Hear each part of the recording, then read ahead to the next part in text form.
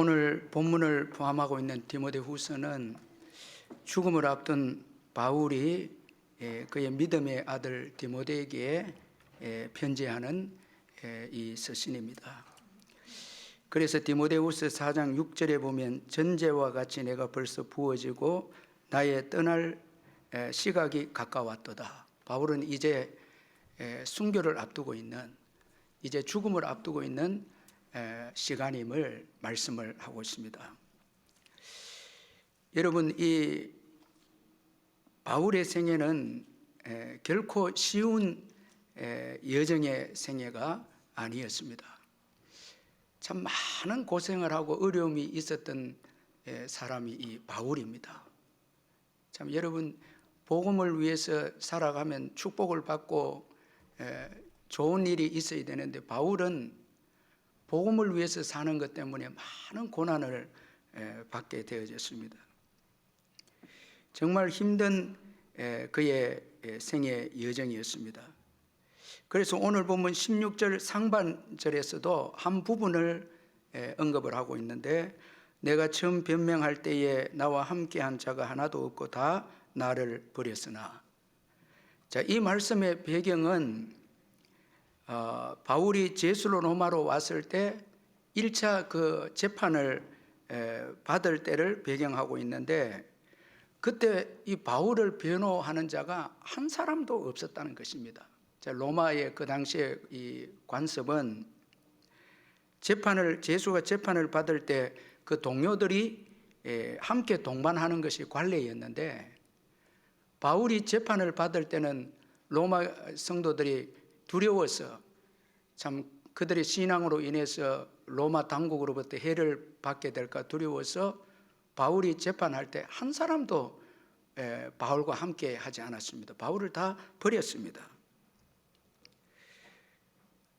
이처럼 여러분, 바울의 이 신앙의 여정에는 큰 어려움이 있었는데, 그런데 오늘 이 본문에 보면 바울은 무너지지 않았다라는 것입니다. 바로 주님이 바울 곁에 서서 힘을 주셨기 때문이었습니다. 여러분, 우리 17절 한번 같이 한 번 더 읽어보겠습니다. 17절 시작. 주께서 내 곁에 서서 나에게 힘을 주심은 나로 말미암아 선포된 말씀이 온전히 전파되어 모든 이방인이 듣게 하려 하심이니 내가 사자의 입에서 건짐을 받았느니라. 엄청난 고난과 시험과 핍박이 있었지만 바울이 무너지지 않았던 것은 주께서 바울 곁에 서서 도와주셨기 때문이었다, 이렇게 말씀하고 있습니다. 그러면 좀 더 구체적으로 주님이 주신 힘은 바울에게 구체적으로 어떤 영향력을 끼쳤는지 우리 간단하게 한번 살펴보면, 먼저는 용서와 사랑의 신앙을 가지게 되었다는 것입니다. 이 주님이 주신 힘과 은혜 때문에 그가 버림당한 가운데서도 사람들을 용서하고 사랑하게 되었다는 것입니다.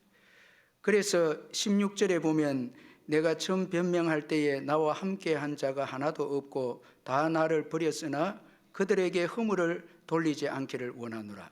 자, 여기 16절 구조를 보면 참 이 바울의 신앙이 아주 탁월한 점을 보이고 있는데, 자, 여기 이 16절의 앞부분, 내가 처음 변명할 때 이제 재판을 받을 때입니다. 나와 함께 한 자가 하나도 없고 다 나를 버렸다. 자, 바울이 1차 재판을 받을 때 바울 곁에는 아무도 없었습니다. 다 바울을 버렸습니다. 이건 사실이고 현실입니다. 자, 이건 팩트죠.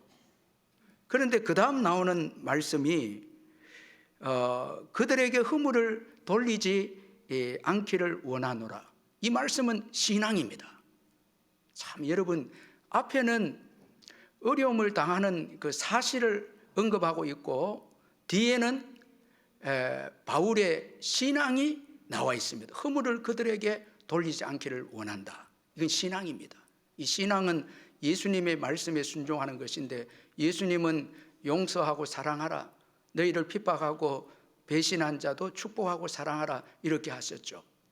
그래서 앞에 그 사실에, 현실에 이 바울이 빠지거나 거기에 그 사건에 이 바울이 빠져서 신앙을 잃어버린 바울이 아니고 그 어려운 사건과 현실과 오늘 사건 가운데서도 바울은 신앙으로 극복하고 있다는 것입니다.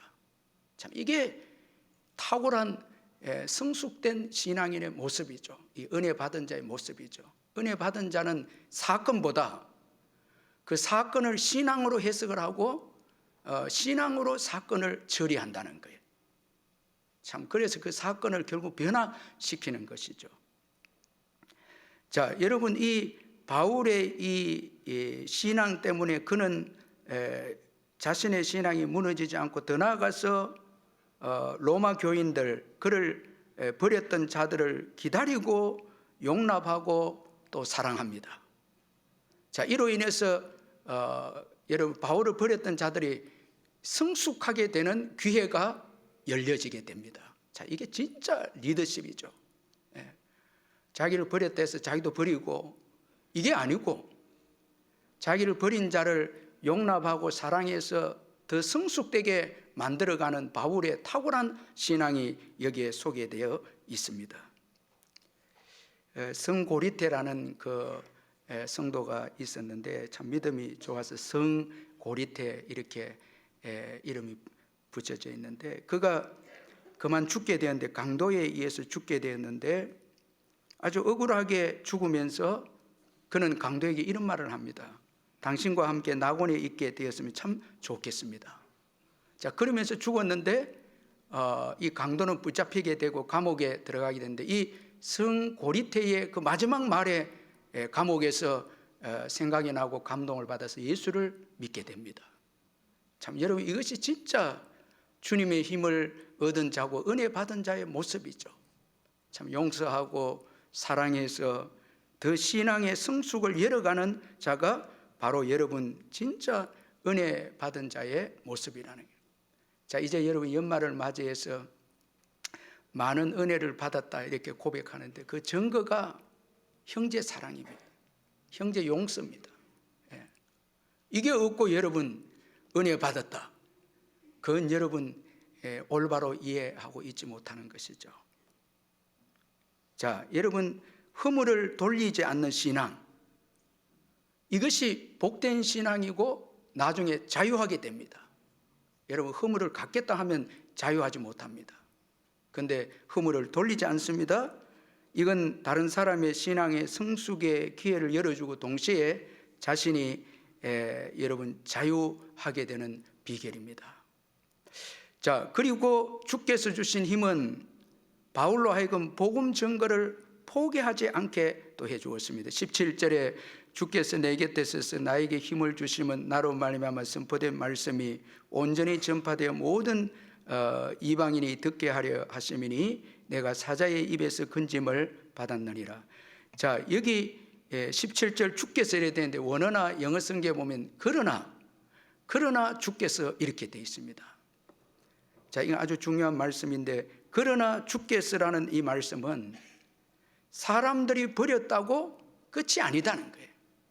주님이 계시다는 거예요. 여러분 주님이 계십니다. 주님이 계신다는 거예요. 사람들은 신실하지 못하지만 그러나 주님은 신실하다 이 말입니다. 그러나 주님은 전도자를 절대 버리지 않는다는 것입니다. 그러므로 예수 믿는 저와 여러분이 신앙생활하고 사명을 감당하고 주의 일을 할 때에 사람들의 도움을 전부로 여기면 안 됩니다. 여러분 이 땅에 보이는 것을 전부로 여기면 안 돼요. 정말 결정적인 도움은 주님께 있습니다. 주님께서 도와주시는 거예요. 여러분 오늘 주님께서 바울 곁에 서서 힘을 주셨는데 이 힘은 바울의 복음 전도와 관련이 있습니다. 이 복음 전도를 위해서 힘을 주셨다는 거예요. 바울 자신을 위해서 바울의 개인적인 것 때문에 힘을 준 게 아니고 바울이 지금 맡고 있는 이방인 전도를 위해서 주님이 힘을 주셨다는 거예요. 여러분 지금 우리나라가 참 어려움을 겪는 것은 지도자들이 힘을 올바르게 쓰지 못했기 때문에 그런 거예요. 참 정말 이 힘을 어떻게 사용해야 되는가? 왜 이 국민들이 힘을 주었는가? 권력을 주었는가? 이걸 모르니까 다 어려움을 겪고 있는 거예요. 주님께서 우리에게도 힘을 주시는데 왜 힘을 주시느냐라는 것이죠. 이것은 복음을 위해서 주는 힘인 것입니다. 그 힘을 가지고 우리가 우리 자신을 위해서 쓰거나 그 힘을 가지고 복음과 무관하게 살면 여러분 큰일 나는 것입니다. 바울은 그렇지 않았습니다. 오늘 본문에 참 은혜가 되는 것은 바울이 지금 순교를 앞두고 그의 관심은 모든 이방인입니다. 참 이런 모든 이방인이라고 표현된 것은 바울이 하나님을 만났을 때 하나님께서 바울에게 주신 비전과 사명이 이방인의 사도입니다. 바울은 이 비전 하나를 가지고 여러분 생애를 끝까지 달려왔다니 참 부럽죠. 방황하지도 않고 헛된 삶을 살지도 않고 오직 하나님이 자기에게 주신 사명, 이방인을 위한 전도, 선교, 이걸 위해서 마지막 지금 순교의 자리까지 달려왔어도 그는 모든 이방인 이렇게 표현합니다. 정말 하나님이 주신 일, 하나님이 주신. 자, 제가 한번 물어볼게요. 여러분은 하나님께로부터 무슨 일을 받았습니까? 여러분 이 문제가 해결되지 않으면 주님께서 힘을 주실 수가 없는 거예요. 어떤 분들은 왜 나에게 힘을 안 줍니까? 능력을 안 줍니까? 은사를 안 줍니까? 하는데 주님이 여러분 주시는 비전이 있어야 여러분 힘을 주고, 우리 여기 장로님들 계시고 권사님들 다 직분을 맡더니 하나님 기름 부으심을 주시잖아요. 그 장로 직분에 맞게 능력을 주시고, 교사들에게도 그렇고 여러분 다 그게 합당하게 그 직분이 있으면 하나님이 능력을 힘을 주시는 게 감당할 수 있도록. 그런데 나를 위해서 자꾸 살겠다 하면 주님께서 그 힘을 줄 수가 없는 거예요. 여러분 그 힘이 주어지면 큰일 나는 거죠. 그래서 여러분 우리가 참 주께서 나에게 주신 일, 맡겨주신 일, 이 새해도 우리가 큰 비전이 있지만은 또 한 해 한 해 허락하시는 것은 분명히 복음을 위해서 살라고 주신 한 해이기 때문에 우리 각자 맡은 자리에서 기도할 때 주님이 올해는 이런 일을 너가 했으면 좋겠다고 말씀해 주시는 거예요. 어떤 나이 많은 전도사님이 기독교 서점에서 많은 전도지를 주문을 했는데 그러면서 점원에게 힘없이 말합니다. 내가 오늘 전도지를 사가는 것이 어쩌면 마지막이 될지도 모르겠습니다. 나는 이제 너무 늙어서 전도지를 들고 다니며 전도를 할 만큼 기력이 남아있지 않아요. 그동안 수도 없이 많은 전도지를 나누어 주었는데 아직까지 내가 준 전도지를 통해서 예수님을 믿게 되었다는 사람을 한 사람도 만나보지 못했습니다. 혹시나 그동안 헛수고만 한 것이 아닌가, 그것이 몹내 아쉽습니다. 이런 말을 하면서 마지막 이제 전도지를 이제 사는 거예요. 그때 서점의 한쪽에서 책을 고르고 있던 어떤 젊은이가 이 전도사님에게 다가와서, 그리고는 나이 많은 전도사님 유심히 보더니 너무 반갑게 아는 체를 했습니다. 저 전도사님 저를 모르겠습니까? 저는 전도사님을 잘 압니다. 10년 전 6월 26일 오후 6시 30분쯤 전도사님이 안산역 앞에서 저에게 전도지를 주셨지요. 전 그 전도지를 읽고 예수님을 영접했습니다. 그리고 제 가족들도 모두 저 때문에 예수님을 믿게 되었고, 제 동생은 선교사가 되어서 인도에 가 있습니다. 저는 방금 전도사님께서 하시는 말씀을 듣고 전도사님을 알아볼 수 있었습니다. 하나님께서 오늘 저를 이곳으로 보낸 것은 아마 전도사님이 나누어 준 전도지 중 적어도 한 장을 어떻게 축복하셨는가를 알려주시려고 하셨는가 봅니다. 절망 중에 있던 그 전도자에게 그 한 명이 와서 가족이 구원받고 동생이 선교사로 갔다고 정말 충격적인 이야기를 해준 것이었어요. 정말 주를 위해서 살면, 복음을 위해서 살면 주님께서 일하시고 낙심될 때도 힘을 주시고 포기하지 않도록 역사하신다는 거예요. 여러분, 복음을 위해서 사십시다. 내년에도 복음을 위해서 허락하신 한 해입니다. 그렇지 않으면 왜 여러분 한 해를 또 주시겠습니까? 힘든 이 세상에 복음 때문에 열어주는 거예요. 복음을 위해서 달려갈 때 주님 힘 주시는 거예요.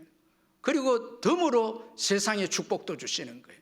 너희는 먼저 하나님 나라와 의를 구하라. 그리하면 이 모든 것을 너희에게 더하시리라. 너무 복음이 중요하니까 복음을 위해서 살면 나머지도 주신다는 거예요. 그리고 또 바울은 주께서 그에게 주신 힘 때문에 천국에 들어가는 것을 확신하게 되었다고 오늘 본문에서도 말씀합니다. 바울은 과거에 자신에게 베푸신 주님의 은혜로 오늘 천국을 사모하고 확신을 합니다. 그래서 주께서 신실하게 모든 악한 일에서 건져내시고 그의 천국에 들어가도록 구원하신다. 이렇게 말씀합니다. 자, 여러분, 지난날 자기에게 주었던 그 은혜를 확신하고 신실하신 주님이기에 확신하고 믿었을 때 그는 미래를 바라게 되면 천국까지 하나님이 인도하실 것이다.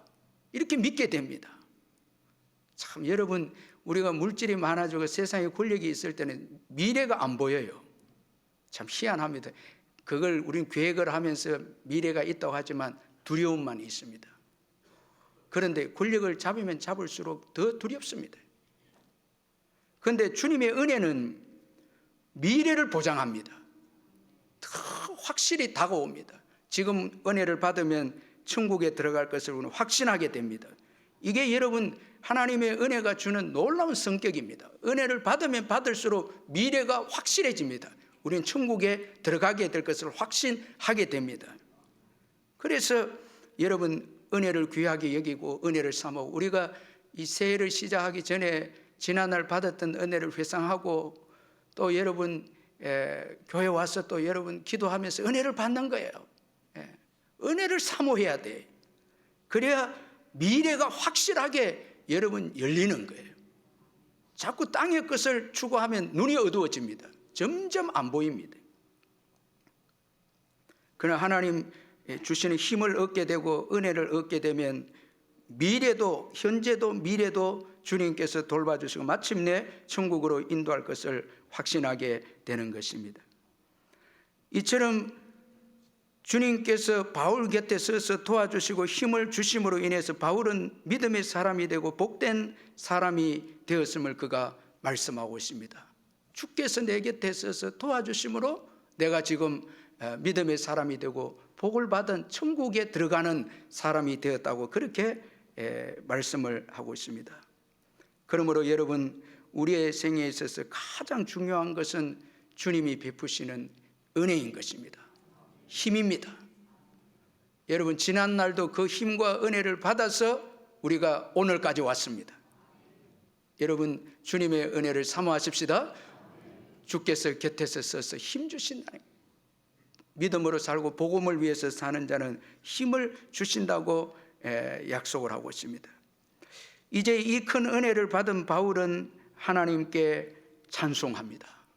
하나님을 찬송합니다. 참 저는 이게 너무너무 은혜가 됩니다. 마지막에 찬송합니다. 어디에서 찬송합니까? 감옥에서 찬송합니다. 감옥에서 찬송합니다. 감옥에서 찬송했다는 것은 그에게 감옥이 전부가 아니다는 거예요. 장차 천국에 들어가는 일시적인 장소가 감옥이라네요. 그리고 감옥 때문에 찬송합니다. 왜? 복음 때문에 고난 받았기에 그 고난 이후에 영광이 있다라는 거예요. 감옥 때문에 찬송합니다. 감옥, 여러분 이 고난을 복음을 위해서 고난 받는 게 복이거든요. 로마서 8장 18절에 생각건대 현재의 고난은 장차 우리에게 나타날 영광과 비교할 수 없도다. 자, 고난 받아야 영광이 있습니다. 바울은 지금 복음 때문에 감옥에 있습니다. 그런데 이 감옥이 장차 천국의 상급이 되는 도구이다는 거예요. 그래서 감옥에서 찬송합니다. 찬송. 여러분 2025년도에도 복음을 위해서 고난을 받으십시다.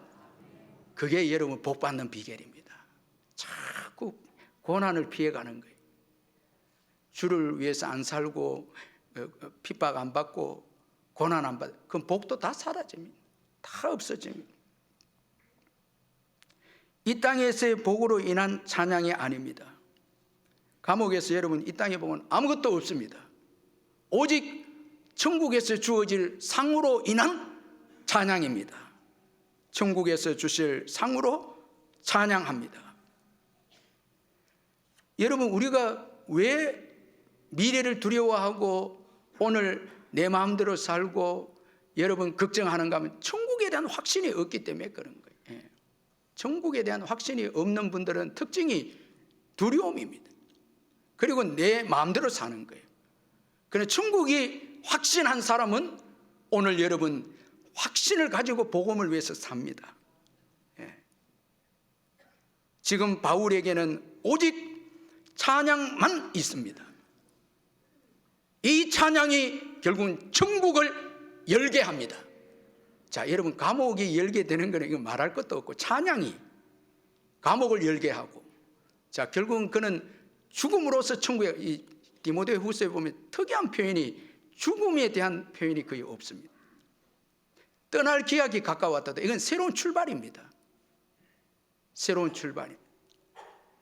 그리고 오늘 천국을 언급하고 죽음을 언급하고 있지 않습니다. 천국에 들어간다 이렇게 표현하고 있습니다. 자, 여러분 이 바울의 마지막은 찬양만 있고 감사만 있고 주께 영광을 돌리는 영광만 있습니다.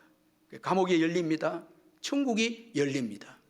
의의 면류관을 봅니다. 이게 복된 인생. 여러분 지금 천국이 보이고 상급이 보이고 여러분 감옥만 보이면 안 돼. 답답한 자꾸 지금 아유 이거 어렵다고 이러면 안 돼. 그 너무 여러분 찬양함으로써 감옥이 열리고 천국이 열리고 천국에 들어갈 것을 확신하고 그리고 의의 면류관, 주님 앞에 섰을 때 영광스러운 의의 면류관 이게 보여야 됩니다. 자, 그러기 위해서는 여러분 우리가 이거 안 보이면, 저와 여러분 안 보이면 세상에 치우쳐서 살고 있다는, 고난을, 복음을 위한 고난을 외면하고 있다는. 자, 이제 우리가 새해가 시작이 되는데 여러분 올해도 주님의 은혜로 지나왔습니다. 우리 곁에 서서 주님이 힘주시지 않았다면 여기까지 올 수가 없습니다. 그렇다면 이제 여러분 용서하고 사랑합니다. 이게 새로운 미래를 여는 거거든. 용서하고 사랑하지 않으면 나도 새로운 미래에 여러분 주역이 안 됩니다. 왜? 그 상처가 있기 때문에. 여러분 용서하고 사랑하고 그 다음 받은 은혜를 찬양합니다. 할렐루야, 찬양합니다. 자, 바울처럼 고난 가운데서 주께서 곁에 서서 힘주시는 자는 찬양하게 된다는 거예요. 감옥에서 찬양입니다. 그 찬양이 여러분 감옥도 천국도 열게 한다라는 거예요. 여러분 찬양이 중요합니다. 능력이 있습니다. 사단이 떠나갑니다. 여러분 축복의 문이 열립니다. 새로운 여러분 세계가 오는 것입니다. 이게 찬양의 능력이라는 거예요. 불평하는 사람들은 다 막히죠. 그래서 여러분 이 연말을 보내면서 주님의 은혜를 받고 성령 충만해서 딱 하나 찬양만 남는 연말.